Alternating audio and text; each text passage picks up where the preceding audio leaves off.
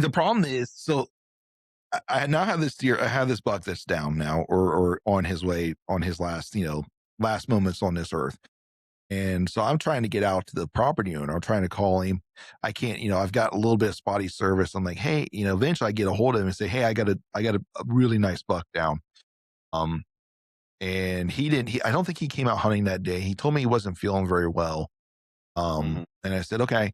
Well, I call in and say, hey, I got this buck down and stuff, and just to let him know. He's like, well, you need help. I'm like, if you're feeling okay, I'm not going to tell you no, because yeah, I wouldn't mind, you know, because I'm out there by myself. And he's like, oh, well, it'll take me about 30 minutes, but I'll be out there. I'm like, are you feeling okay? He's like, yeah, I came in the house, I got warm.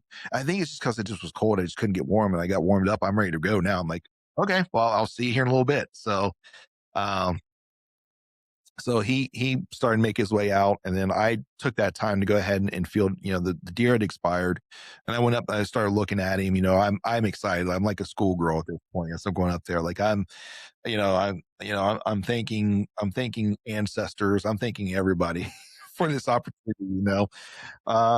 Going through the list of people to thank, and just for the opportunities and stuff, and thankful to and thankful for him, and I guess you say his sacrifice, whatever it is you want to call it, right? Thank you for his contribution, what he's going to be to the family.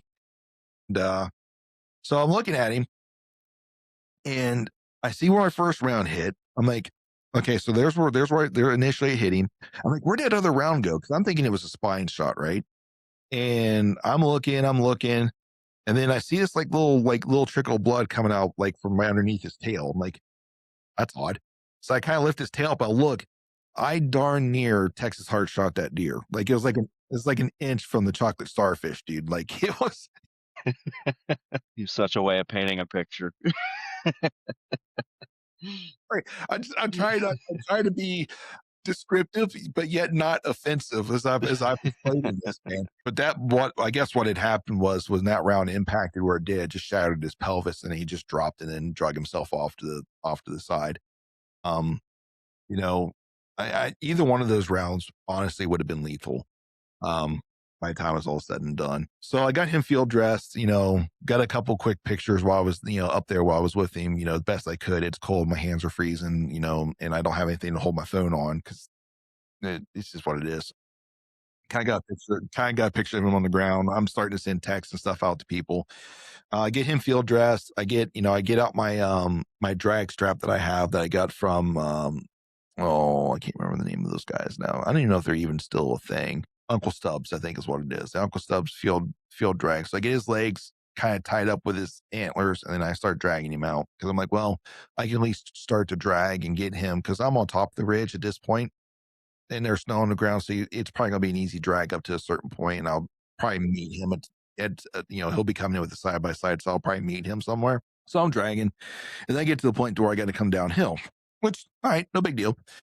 It's easier to drag downhill. So I start dragging his deer, and all of a sudden I start feeling like there's not so much resistance, like the drag start to lose tension. I'm like, what's going on? Next thing I know, wham! He hits the back of my legs, and I'm on the ground.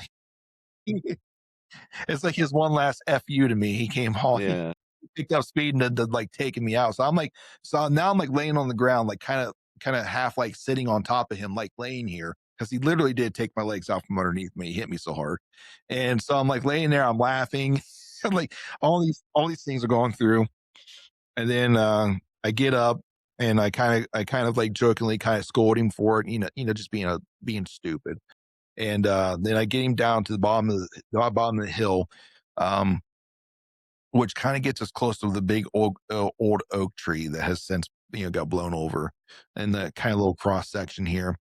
So I get into that point, and I go ahead and like drop everything because I want to take all my stuff to the truck. I'm like, well, Ken's not here yet, so I'll just go ahead and take all my stuff back to the truck and meet him there at the truck.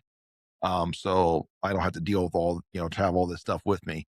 And I don't think I even made it out to the next pasture. And then he came up over top of the hill with a side by side. So we just threw everything side by side, went back. We got the deer loaded up, got into the truck, put him in the got him in the truck, snapped a couple quick photos, and I was on my way.